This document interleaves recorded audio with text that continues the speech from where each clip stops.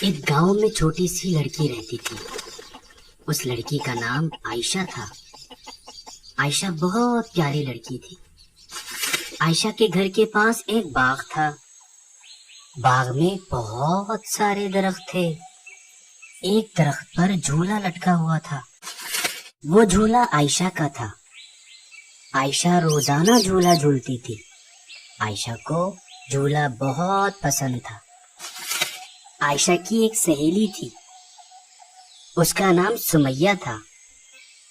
سمیہ عائشہ کو جھولا دیتی تھی۔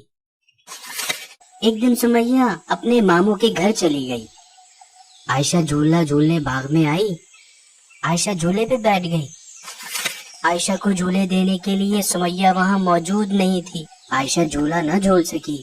عائشہ پریشان ہو گئی۔ عائشہ سوچنے لگی، اب مجھے جھولا کون دے گا؟ سمیہ تو اپنے ماموں کے گھر چلی گئی۔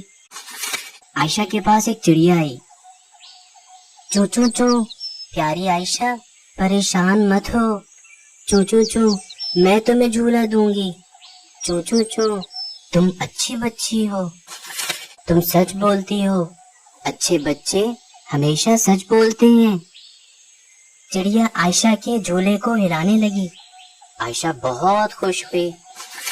چڑیا کی عائشہ سے دوستی ہو گئی۔ دوسرے دن سمیہ بھی آ گئی۔ عائشہ اور سمیہ دونوں چڑیا کے دوست بن گئے۔ اب عائشہ، سمیہ اور چڑیا روزانہ باغ میں کھیلتے ہیں۔